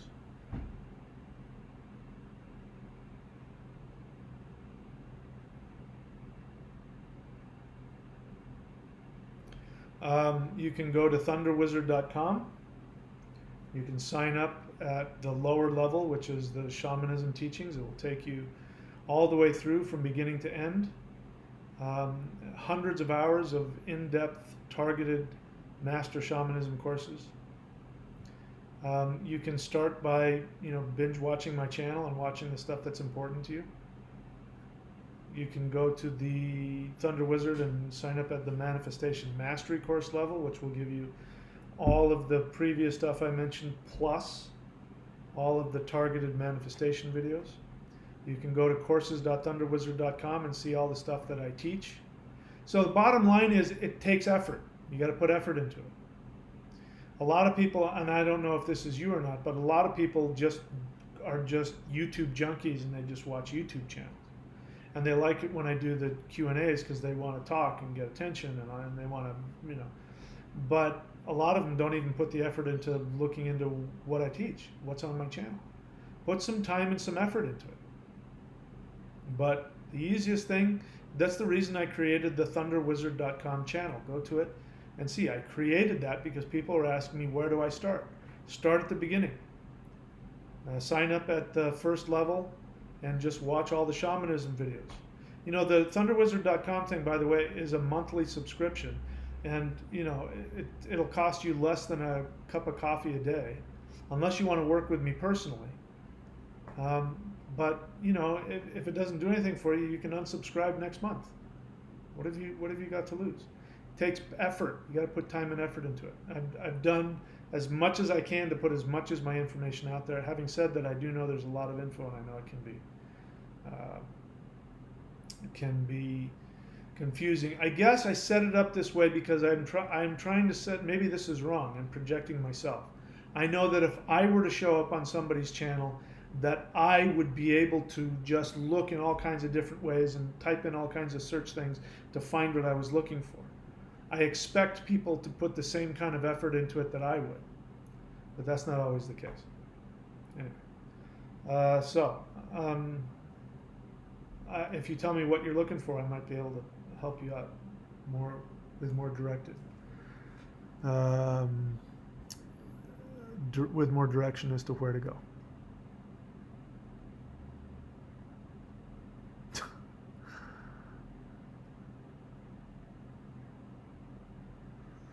All right, so guys, I'd appreciate it if you didn't have the back and forth. It just gets in my way because I'm trying to find the questions and you guys are talking to yourselves. I can't stop you, but it would be helpful for me if you didn't and just focused on the questions. It doesn't help. All right, I don't see any other questions at the moment. So then let's talk about the higher self. Now I want to talk to you about my experience and my theory on the higher and the lower self. You are here in the center. You are a soul, an infinite being. This is the part of you when you die that goes to the heavenly realms, goes to the underworld. We can talk about that. Going to the underworld is not a bad thing. Going to the underworld means that it's like going to a processing station. You want to process things that have happened. Things you didn't achieve everything you wanted to achieve. It wasn't that you didn't achieve enlightenment and you made mistakes and you're going to be punished and that's not what it's about. The underworld is your soul said, I wanted to do this, I haven't finished it yet. So you go to the underworld to process what happened and say, okay, in that life I did this and I didn't get everything I wanted. So I'm in the next life, I'm going to create this circumstance and that circumstance, this kind of body, be born in this family to do this, and then that will give me more opportunities to achieve this and experience that. Okay, let's go. And it won't matter how traumatic you've experienced it physically. Once you're out of the body and you've processed it, it may take some time, but once you've processed it, you're perfectly okay with what's happened in previous lives, no matter how horrific. So when people say to me, and people do it's such pussy crap, the things that people do. But when people don't like the idea when I say that everything in your world is your own choice, that you've created your own world, that your soul chose to have whatever challenges it experiences, people will say, well, what about those poor kids in third world countries? And they'll come up with the most extreme examples of, babies being sexually abused. And how could that be my choice? You know, first off, unless that's you, unless that happened to you, don't take somebody else's tragedy because you don't have the balls to talk about your pain and your disappointment in your life. I have such disrespect for that. It's the biggest pussy thing to do. But to answer the question, when you're out of the body, those really traumatic events don't have the same impact. It's just like playing a video game. It's not just like it. It's similar to playing a video game. You're playing a video game and you're getting shot at and your guy's losing and you're going on one more level and then you die and then you stand up and you pound your fist on the table and you go, damn, and you cuss and you scream. And then you take a deep breath and you laugh and you go, man, that was fun, let's do that again. That is the same thing that happens in this life, no matter how tragic the ending is, no matter how challenging it is. It's the same thing. Once your soul stops yelling and screaming and, you know, realizes it's a soul again, it goes, that was intense. Okay, so what I did on that last level, I should have turned left, and I didn't. I turned right again. I keep doing that. Okay, so this next time I'm going to set it up so I'll get this message, and I'm going to turn right next time, and then I'll be able to get the... That's what our soul does every time. This is what's living here in the center of your body. This eternal soul.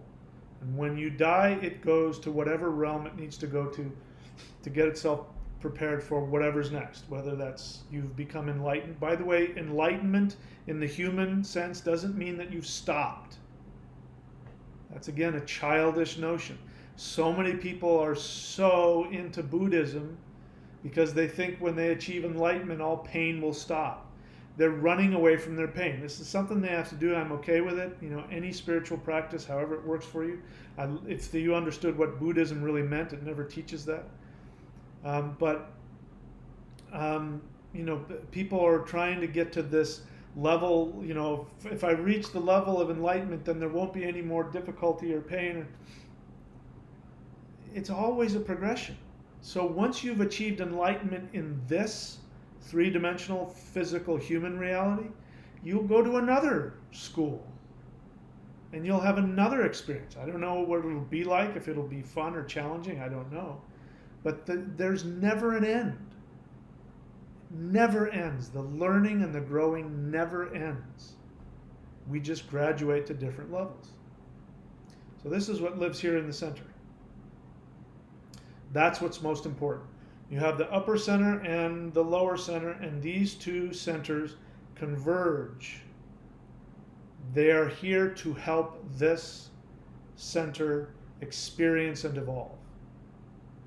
The upper center is like an entity that has achieved enlightenment, meaning that it experienced and fulfilled all of its desires in this plane, and there's nothing left on this plane that interests it. I mean, people want to escape this world. Anybody who says, this is my last time around, I hate it here, it's too painful, you are guaranteed to come back. The people who aren't coming back are the people who are like, yeah, I mean, I can take it or leave it. This is fun, but yeah, I'm happy to come back or not. Either way. That's a person who doesn't have to come back. If you can say that and mean it, you don't have to come back. But you can't lie. You can't pretend that. You actually, and a person who is that has fulfilled all of their desires and has been fearless. You know, I just watched the movie Out Into the Wild. You know, the guy in 1990 who, you know, just lived, after he graduated college, he just lived, you know, just in nature everywhere and just, you know, hitchhiked. And then he spent, you know, he died in the Alaskan wilderness for a bunch of reasons. He did a bunch of really stupid things. But outside of that, you know, I watched it till the end. And he ended up writing, at least according to the movie, I haven't read the book, but according to the movie he wrote, happiness is only real when shared. And I totally relate to that. I loved it. I mean, it made me weep. I loved seeing that. Because I know what that's like. I've spent so much of my life on a solitary spiritual path. And I've had experiences where I've had people in my life, not had people. And it's absolutely true. Happiness is most fulfilling when you share it with others. And so what I saw is I went, oh, I got what his soul wanted to do. His soul came into this life this time saying, I don't want to get trapped in human society. I don't want to get trapped in human relationships. I just want to have the solo experience of the truth of my soul and experience nature. And he lived his life. And at the end, the final realization was, oh, now that I've accomplished that, I've done that, I realize that's not truly fulfilling. So you can bet next time around, that soul is going to be all about people and being with people and having relationships and being loved and loving others, as opposed to how they portrayed him in this life, where he'd make connections and they would fall in love with him and then he'd leave and they'd be all torn up because he was this free, beautiful soul. And he didn't realize how many people he was hurting because he would connect with them and then leave because that was his desire in this life. Your soul has a desire. When you've achieved all of those desires, then you don't have to come back because you won't want to. But guaranteed, if you're complaining about this life and it's too painful and I'm never coming back and the elite's this, and you will come back. Because once you're out of the body, your soul is going to wake up from all of that and shake it all off. It's going to go, I did it again. I wanted so bad to have that and I was too afraid and I forgot and I did this. And okay, can I go again? Can I go again? Guaranteed you'll come back. Your higher self is like some entity that has achieved that and is now here to guide. It's only here to give advice when asked. It may volunteer advice in a very subtle way, but if you're wrapped up in whatever your narcissistic issues are, you won't hear it. If your lower self is discombobulated, you won't hear it. But when you ask, okay, what is the best path for me? And you ask and listen, you'll always know.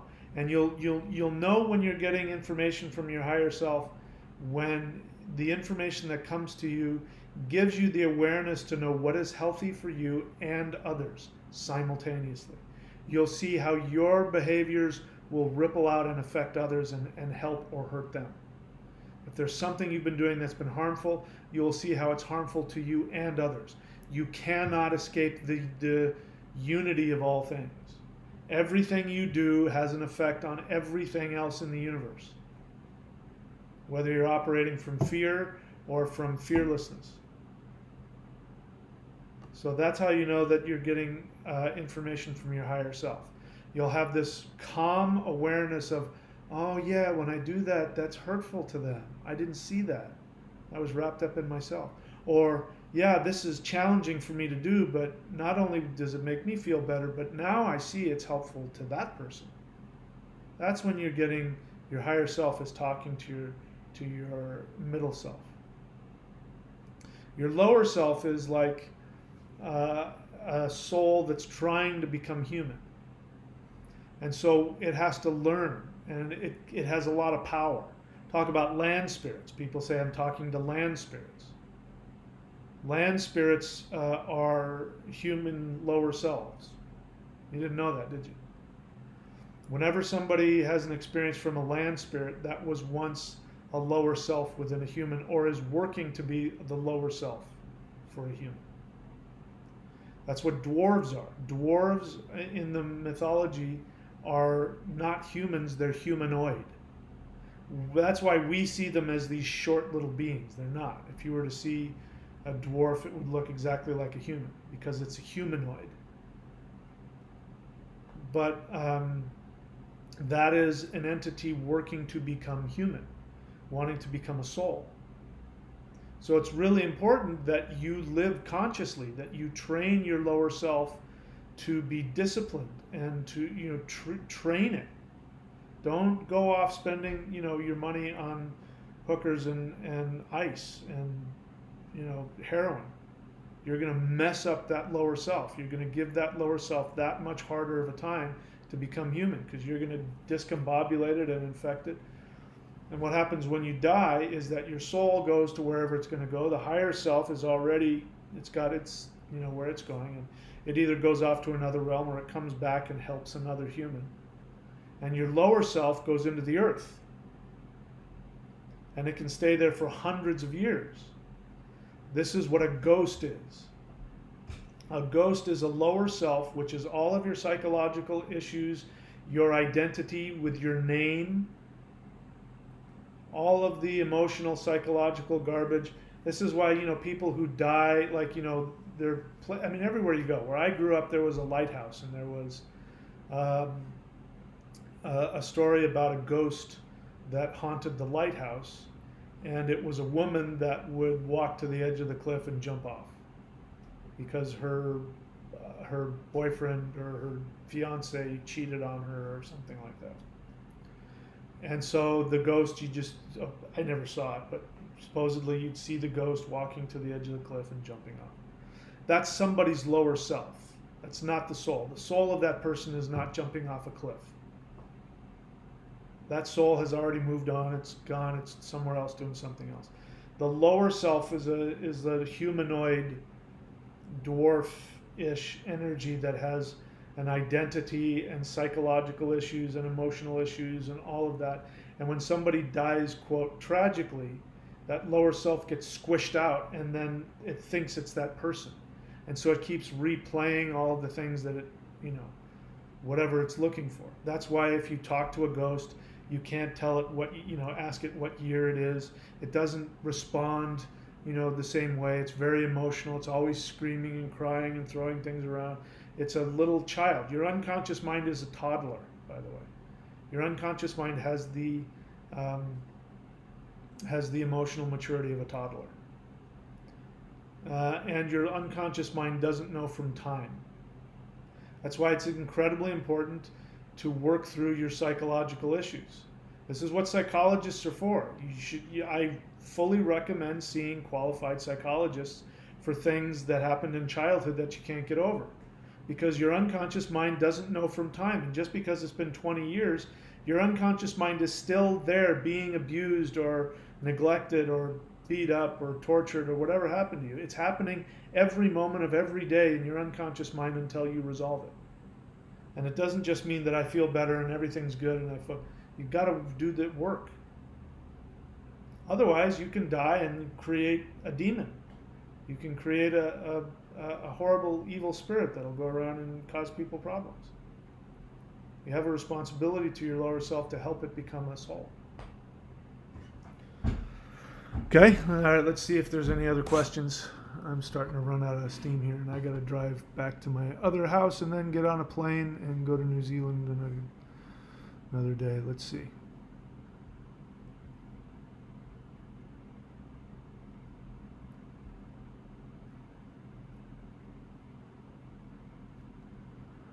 Ray Freeman question, do you entertain the idea of non-player characters or soulless beings? No. That's incredibly childish. I don't know if that's something you believe or not. I know that there are some teachers out there that do that, but that's how children think. I thought like that when I was 4 years old. I believed that I was the only real person in the world and everybody was a robot. And that's just because I felt isolated and alone and misunderstood. That's how little kids think. So the people who teach that are very immature. Of course not. The universe. Why would the universe do that? Why would the universe, create these soul? I mean, that thinking comes from somebody who's been very damaged, somebody who's in a lot of emotional pain, and they can't understand why some people do certain things. It means that they don't feel loved. That's a projection also. Everything is a projection. When they say soulless characters, what they mean is that on an unconscious level, they feel they have no soul. Because once you have the ability to really feel yourself, you see everybody. No matter how cruel and horrible somebody is, there's a really tragic story and you have to have compassion for them. So if you can't have compassion for everybody, and if you see any being, any person has a soulless character. It means that you're coming from a very damaged, infantile place. So the short answer is no. Of course I don't think that. Everybody here is doing their best, no matter how messed up they are. Everybody's trying. And everybody deserves your love and compassion and support. Everybody. Okay, I don't know what any of that is. Zarelath question, is there a difference between connecting with a past life and connecting with the ancestors? Of course there's a difference. I don't understand the question. The ancestors are the ancestors and a past life is your past life. I don't understand the question. Is there a difference? Yeah. Again, there's something in your question I'm not seeing. It's not clear. Ray Freeman question, is that a spider on the wall near the bar stool? Probably. I don't know. I don't see anything. Oh, no, it's not. You mean right there? No, that's not a spider. That is just a hole in the cabinet. This is my last day in this house. I've been here for 3 months. It's been really great. This house right here, let's see, where is it? This is, nope, can't see it anymore. Nope, can't see that anymore. Oh, my last day in this house. I'm moving to a whole another area.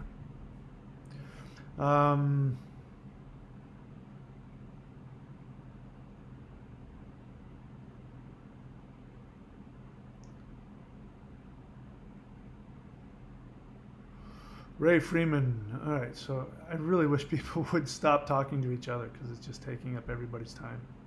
It's not helpful to anybody else when I take time trying to read and there's nothing there. You're just talking to each other. So really, don't be so selfish. Think about other people. Eve Iverson question, do you think it is helpful to, quote, send people, unquote, who are, say, alcoholics, things that can help them with introspection like Hagalage, bind combos, or is that interfering with their path? Eve Iverson, here's my question for you. Why are you not in Al-Anon? If you are, I'm assuming that you're connected to alcoholics. I don't know if that's true or not. Maybe you're just using an example, but whenever you are in any kind of relationship with somebody who's screwed up and got some major psychological disease like alcoholism, guess what? You attracted it. You are also sick. If you see them as being sick and you're entwined with them and their disease is causing you pain, it means that you are also sick. And it means that your illness sought them out. And you sought them out because you have pain within you that you are too afraid to look at because it's too painful. And so it's easier for you to be in relationship with somebody who has some really chaotic, lifestyle that causes you all kinds of pain and chaos. Because the moment that stops, you're going to have to listen to all of that pain within you. And so in order to avoid that, you seek out an alcoholic, drug addict, a narcissist, somebody that will drain you of your energy and make you crazy. So whether or not sending them a bind rune is helpful or not is beside the point. It also shows ignorance. Because if somebody is an alcoholic, what is a bind rune going to do? You're going to send them the Hagalage rune, and then what's going to happen? They're going to wake up and only have 1 beer a day? It means that they need help. If he's really an alcoholic, he needs to go to Alcoholics Anonymous and talk to other people who've recovered from that disease. And if you're not an alcoholic and you haven't recovered from that disease, how can you possibly help that person? Let me tell you something you might not want to hear. When it comes to that, alcoholics, drug addicts, anybody that's got that kind of craziness going on in their life, the kindest thing that you can do for that person is let them wake up in the curb in their own puke. The worst thing you can do is try and help them. Give them money, take them in, wash them up, clean them up. Maybe if you love them enough, they'll stop. You know, the delusion that you have some kind of power to get them to stop being however they are. What you need to understand is that you're being selfish. It's not just that you're being intrusive, you're being selfish. And the reason why you're being selfish is you want them for yourself. You want them to love you. You want them to give to you. You're not really trying to help them. You may think you are, but the truth is you're not trying to help them because you want what's best for them. Whatever it is you think you're doing for your own selfishness because you want something from them.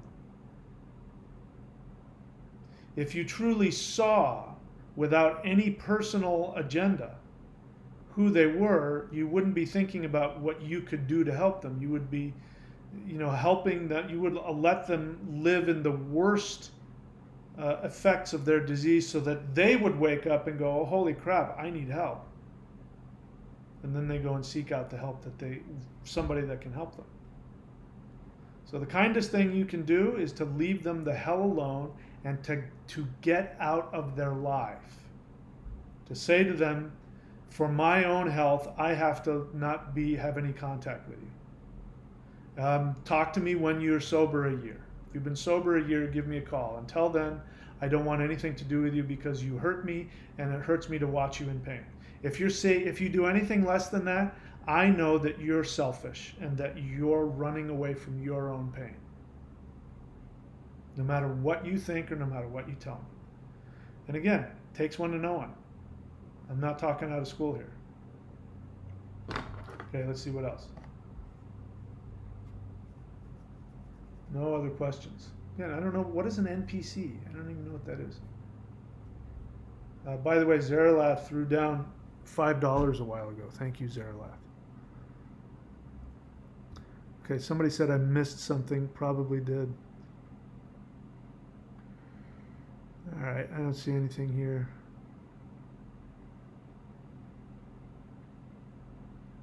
Nope.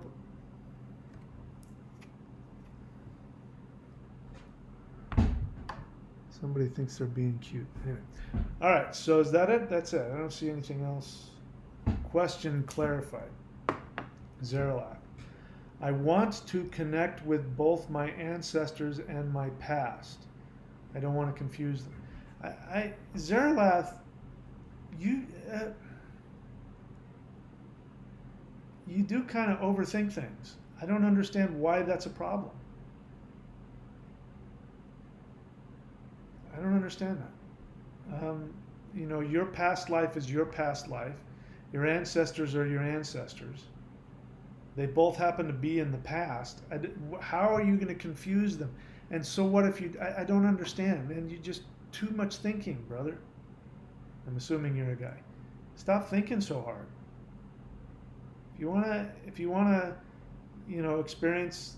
If you want to talk to the ancestors, talk to the ancestors. If you want to experience a past life, experience a past life. I don't understand why that... So, anyway. Stop thinking so hard, man. Just, whatever. Do the best you can. All right, non-PC, non-player character. Okay, I did already talk about that. All right, so that's it for me today. I don't have any more to say. neo.thunderwizard.com if you want to learn the 4 tools necessary to make the universe bow to you and obey you. Courses.thunderwizard.com, all of my books, all of my DVDs, all of my streaming video courses, all of my services, like astrology, speaking of which, I am I am giving an astrology special right now, 50% off until January. Is that it? No, that's not it. So 50% off until January, astrology.thunderwizard.com. So if you want to learn all kinds of things, which I'm too tired to talk about, go there, get that. And thunderwizard.com. Thunderwizard.com is where to go if you want to learn advanced shamanism, if you want to learn manifestation mastery course, if you want to work with me privately, like if you want a private session with me about anything, once a week or twice a week or more, go to thunderwizard.com and you can sign up for that on a monthly basis. And something else I was going to say and I forgot what it was. Of course, subscribe and hit the bell button. All right, let's see. Looks like a last minute question came in. What advice would you give to someone who is seeking to go through trials like Odin? I've been preparing to fast for 9 days and recreate hanging from the world tree. My advice would be to relax and don't be so intense. You know, my first thought is that, you know, you're better off. There's something going on. That's such an extreme, dramatic thing to do. I don't know you, but I get the feeling that if I were to sit down and talk to you, that you would come across really paranoid, or there would be some other emotional issue that's really intense. What makes you think you need to do that? I mean, I understand it, but I don't think that you're going to get the results that you think you're going to get from it. The mythology of Odin hanging on the tree of life, dying to himself, is representative of what happens when you evolve. Recreating that physical thing and fasting and hanging yourself upside down from a tree is not going to do anything. I mean, you might get some physical discipline from it. You know, there's something to be said for that, but you're not going to become Odin, because what that is all about is dying to your attachments to who you are so that you can evolve. Life is doing that to you anyway. The whole thing, the whole point of dying to yourself is having all of your feelings, positive and negative, and taking constructive action regardless of your feelings. The whole point of that story is that the spinal column, which is, you've already got the tree of life on you, it's your spinal column. Your soul is here, it's already hanging on the tree of life. You don't need to hang on the tree of life. You're going to fast. I mean, you want to fast for 9 days, okay. But really, I mean, again, I mean, it's just, it shows a superficial, kind of immature understanding of what that whole thing means. I mean, but you're better off, why don't you meditate for 9 days?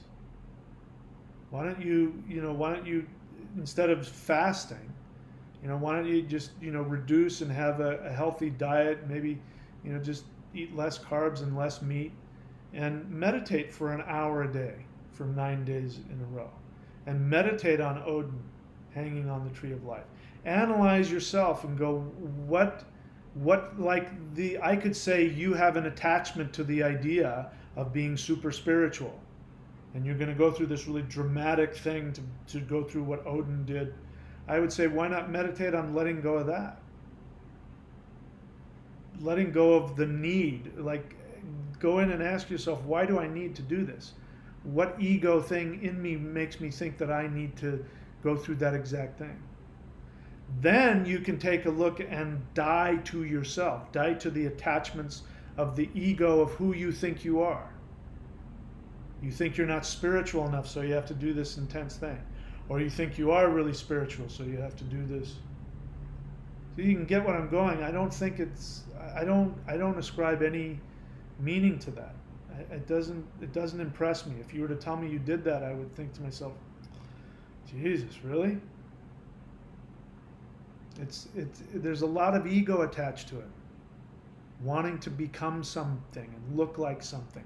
The fact that you had to come on here in front of all these people and tell us all that you're going to go through this ritual, do you see the ego attached to that? And where is the ego in the negative sense? Where is the insecurity coming from that says that you're so unspiritual that you need to do that? Speaking of the movie that I saw, Into the Wild, one of the things that somebody pointed out, after reading critiques about it, is that the guy probably had some emotional issues. He was probably, and one of the things he talked about, I don't know the exact words, about how he wanted to kill the false being within himself. So he went to all, because the truth is that you can go into the wilderness of Alaska and survive.